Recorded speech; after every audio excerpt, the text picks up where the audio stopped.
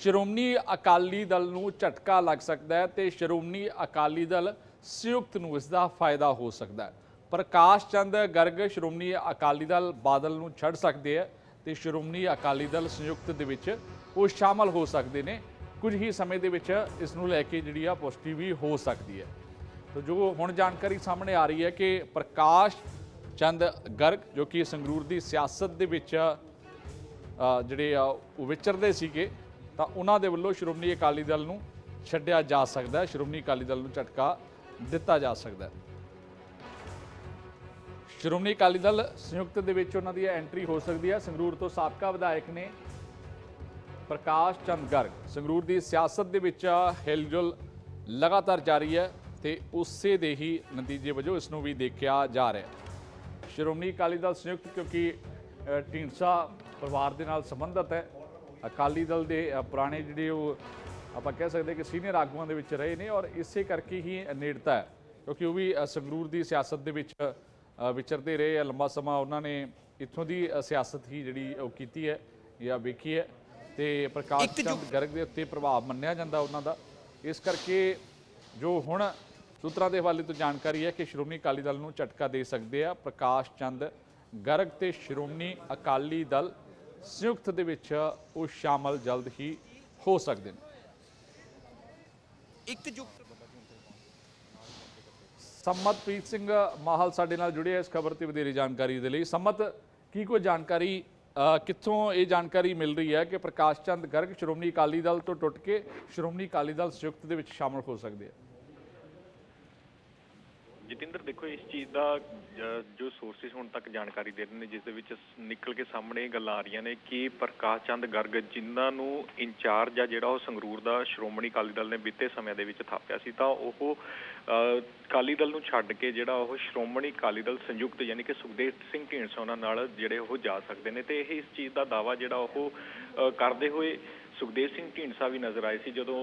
Of the record ਉਹਨਾਂ ਨਾਲ ਗੱਲਬਾਤ ਹੋਈ ਤਾਂ ਉਹਨਾਂ ਨੇ ਸਾਫ਼ ਤੌਰ ਦੇ ਉੱਤੇ ਕਿਹਾ ਕਿ 16 ਤਰੀਕ ਨੂੰ ਯਾਨੀ ਕਿ ਆਉਣ ਵਾਲੀ 16 ਸਤੰਬਰ ਨੂੰ ਭਵਾਨੀਗੜ੍ਹ ਵਿਖੇ ਇੱਕ ਪ੍ਰੋਗਰਾਮ ਰੱਖਿਆ ਜਾਵੇਗਾ ਜਿਸ ਦੇ ਵਿੱਚ ਪ੍ਰਕਾਸ਼ ਚੰਦ ਗਰਗ ਦੀ ਜਿਹੜੀ ਐਂਟਰੀ ਆ ਉਹ ਸ਼੍ਰੋਮਣੀ ਅਕਾਲੀ ਦਲ ਸੰਯੁਕਤ ਦੇ ਵਿੱਚ ਹੋਵੇਗੀ ਤੇ ਫਿਲਹਾਲ ਕਿੰਨੀ ਕੁ ਅਸਰਦਾਰ ਜਿਹੜੀ ਇਹ ਐਂਟਰੀ ਆ ਉਹ ਰਹਿਣ ਵਾਲੀ ਹੈ ਇਹ ਦੇਖਣ ਵਾਲੀ ਹੋਵੇਗੀ। ਸਮਤ ਕਿੰਨਾ ਕੁ ਵੱਡਾ ਜਿਹੜਾ ਉਹ ਰੁਤਬਾ ਆਪਾਂ ਕਹਿ ਸਕਦੇ ਹਾਂ ਕਿ ਇਸ ਸਮੇਂ ਸਿਆਸਤ ਦੇ ਵਿੱਚ ਠੀਕ ਹੈ। ਜਦੋਂ ਤੁਸੀਂ ਮੌਜੂਦਾ ਹੁੰਦੇ ਹੋ ਉਦੋਂ ਗੱਲ ਹੋਰ ਹੁੰਦੀ ਹੈ ਪਰ ਜਦੋਂ ਬਾਅਦ ਦੇ ਵਿੱਚ ਤੁਸੀਂ ਸਾਬਕਾ ਹੋ ਜਾਂਦੇ ਹੋ ਹੌਲੀ ਹੌਲੀ ਸਿਆਸਤ ਤੋਂ ਦੂਰੀਆਂ ਬਣਨ ਲੱਗ ਪੈਂਦੀਆਂ ਜਾਂ ਫਿਰ ਕਹੀਏ ਕਿ ਕਿਉਂਕਿ ਹੁਣ ਨਵੀਂ ਪਾਰਟੀ ਦੀ ਵੀ ਐਂਟਰੀ ਹੋ ਚੁੱਕੀ ਹੈ ਇਸ ਇਲਾਕੇ ਦੇ ਵਿੱਚ ਜਿਸ ਇਲਾਕੇ ਦੇ ਵਿੱਚ ਉਹ ਵਿਚਰਦੇ ਰਹੇ ਤਾਂ ਕਿੰਨਾ ਕੁ ਫਰਕ ਕਿੰਨਾ ਕੁ ਅਸਰ ਤੁਹਾਨੂੰ ਲੱਗਦਾ ਕਿ ਇਸ ਦਾ ਬਾਕੀਆਂ ਦੇ ਉੱਤੇ ਪਊਗਾ ਜਾਂ ਸ਼੍ਰੋਮਣੀ ਅਕਾਲੀ ਦਲ 'ਤੇ? ਦੇਖੋ ਜਤਿੰਦਰ ਜੇਕਰ ਗੱਲ ਕੀਤੀ ਜਾਵੇ ਤਾਂ 2024 ਦੀਆਂ ਜਿਸ ਤਰ੍ਹਾਂ ਨਾਲ ਆਗਾਮੀ ਚੋਣਾਂ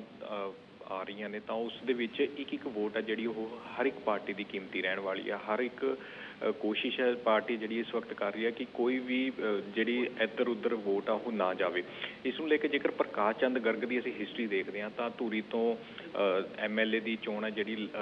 ਪ੍ਰਕਾਸ਼ ਚੰਦ ਗਰਗ ਵੱਲੋਂ ਲੜੀ ਗਈ ਜਿਸ ਦੇ ਵਿੱਚ ਉਹਨਾਂ ਨੂੰ 30,000 ਜਿਹੜੀ ਵੋਟ ਹੈ ਜਿਹੜੀ ਉਹ ਧੂਰੀ ਹਲਕੇ ਤੋਂ ਪ੍ਰਾਪਤ ਹੋਈ ਜਿਸ ਤੋਂ ਬਾਅਦ ਦੇ ਵਿੱਚ ਉਹਨਾਂ ਨੂੰ ਸੰਗਰੂਰ ਦਾ ਇੰਚਾਰਜ ਹੈ ਜਿਹੜਾ ਉਹ ਸ਼੍ਰੋਮਣੀ ਅਕਾਲੀ ਦਲ ਵੱਲੋਂ ਥਾਪਿਆ ਗਿਆ ਜਿਸ ਤੋਂ ਬਾਅਦ ਦੇ ਵਿੱਚ ਕਾਫੀ ਬਾਗੀ ਤੇਵਰ ਦੇ ਨਾਲ ਨਜ਼ਰ ਆਏ ਸਨ ਪ੍ਰਕਾਸ਼ ਚੰਦ ਗਰਗ ਕਿਉਂਕਿ ਉਹਨਾਂ ਵੱਲੋਂ ਇੱਕ ਖੁੱਲ੍ਹੀ ਚਿੱਠੀ ਹੈ ਜਿਹੜੀ ਉਹ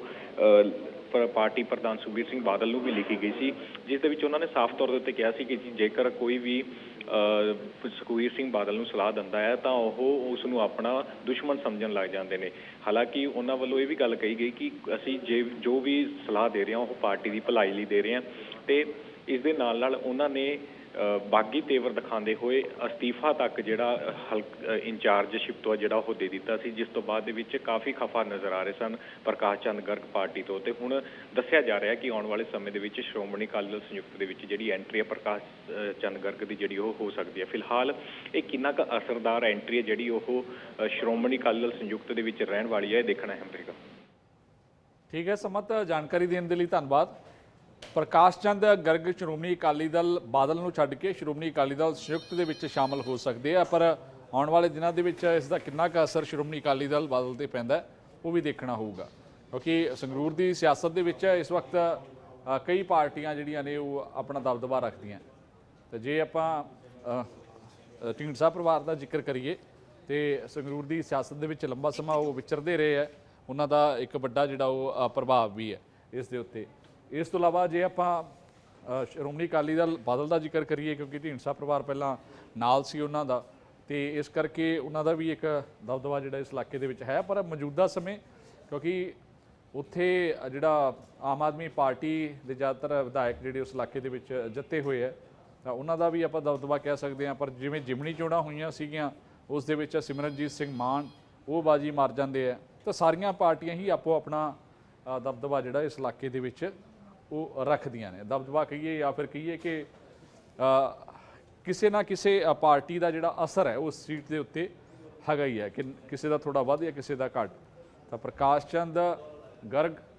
ਕਿੰਨੇ ਕੁ ਆਪਣੇ ਵਰਕਰਾਂ ਦੇ ਨਾਲ ਤਾਲਮੇਲ ਜਿਹੜਾ ਉਹ ਲਗਾਤਾਰ ਬਣਾਏ ਹੋਏ ਹੈ, ਤੇ ਉਸ ਦਾ ਕਿੰਨਾ ਕੁ ਅਸਰ ਉਹਨਾਂ ਦੇ ਪਾਰਟੀ ਦੇ ਨਾਲ ਟੁੱਟਣ ਦਾ ਹੋਏਗਾ, ਤਾਂ ਇਹ ਵੀ ਆਉਣ ਵਾਲੇ ਸਮੇਂ ਦੇ ਵਿੱਚ ਪਤਾ ਜਿਹੜਾ ਉਹ ਲੱਗੂਗਾ। ਸੰਗਰੂਰ ਦੀ ਸਿਆਸਤ ਦੇ ਵਿੱਚ ਇੱਕ ਵਾਰ ਫਿਰ ਤੋਂ ਹਿਲਜੁਲ ਜਿਹੜੀ ਉਹ ਜ਼ਰੂਰ ਸ਼ੁਰੂ ਹੋ ਗਈ ਹੈ, ਤੇ ਦਾਅਵਾ ਕੀਤਾ ਜਾ ਰਿਹਾ ਹੈ ਕਿ ਜਲਦ ਹੀ ਪ੍ਰਕਾਸ਼ ਚੰਦ ਗਰਗ ਸ਼੍ਰੋਮਣੀ ਅਕਾਲੀ ਦਲ ਸੰਯੁਕਤ ਦੇ ਵਿੱਚ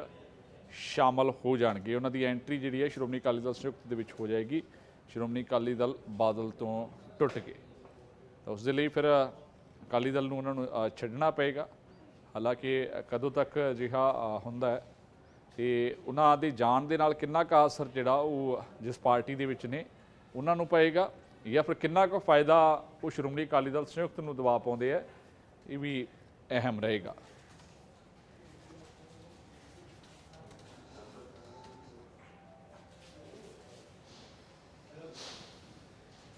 2024 ਦੀਆਂ ਚੋਣਾਂ ਨੂੰ ਲੈ ਕੇ ਜਿੱਥੇ ਸਾਰੀਆਂ ਪਾਰਟੀਆਂ ਪੱਬਾਂ ਪਾਰ ਹੋ ਰਹੀਆਂ ਨੇ, ਤਾਂ ਉੱਥੇ ਹੀ ਹੁਣ ਜੋੜ ਤੋੜ ਦੀ ਰਾਜਨੀਤੀ ਵੀ ਸ਼ੁਰੂ ਹੋ ਜਾਏਗੀ। ਤਾਂ ਹਰੇਕ ਪਾਰਟੀਆਂ ਇਹ ਚਾਹਣਗੀਆਂ ਕਿ ਵੱਖ-ਵੱਖ ਪਾਰਟੀਆਂ ਦੇ ਜਿਹੜੇ ਆਗੂ ਨੇ ਜਾਂ ਫਿਰ ਕੋਈ ਜੋ ਲੋਕਾਂ ਦੇ ਵਿੱਚ ਆਪਣਾ ਆਧਾਰ ਰੱਖਦੇ ਆ, ਤਾਂ ਉਹ ਉਹਨਾਂ ਦੀ ਪਾਰਟੀ ਦੇ ਵਿੱਚ ਸ਼ਾਮਲ ਹੋਣ ਤੇ 2024 ਦੇ ਲਈ ਉਹਨਾਂ ਨੂੰ ਜਿਹੜੀ ਤਾਕਤ ਦਿੱਤੀ ਜਾਵੇ। ਪਰ ਕਿੰਨੀ ਕੁ ਤਾਕਤ ਮਿਲਦੀ ਹੈ, ਕਈ ਵਾਰ ਫਾਇਦਾ ਹੋਣ ਦੀ ਜਗ੍ਹਾ ਨੁਕਸਾਨ ਵੀ ਕਈ ਪਾਰਟੀਆਂ ਨੂੰ ਜਿਹੜੇ ਉਹ ਚੁੱਕਣੇ ਪੈਂਦੇ ਆ। ਤਾਂ ਜਿਵੇਂ ਸੰਗਰੂਰ ਦਾ ਆਪਾਂ ਜ਼ਿਕਰ ਕਰ ਰਹੇ ਸੀ ਕਿ ਉੱਥੇ ਹਰ ਇੱਕ ਜਿਹੜੀ ਪਾਰਟੀ ਹੈ ਉਹ ਆਪੋ ਆਪਣਾ ਜਿਹੜਾ ਉਹ ਆਧਾਰ ਜ਼ਰੂਰ ਰੱਖਦੀ ਹੈ, ਪਰ ਜਦੋਂ ਹੁਣ ਚੋਣਾਂ 2024 ਦੇ ਵਿੱਚ ਹੋਣਗੀਆਂ ਤਾਂ ਫਿਰ ਹੀ ਕਲੀਅਰ ਹੋਏਗਾ ਕਿ ਆਖਿਰਕਾਰ ਕੌਣ ਉੱਥੋਂ ਬਾਜ਼ੀ ਮਾਰਦਾ, ਇਹ ਲੋਕਾਂ ਦੀਆਂ ਉਮੀਦਾਂ ਦੇ ਉੱਤੇ ਕੌਣ ਖਰਾ ਉਤਰਦਾ।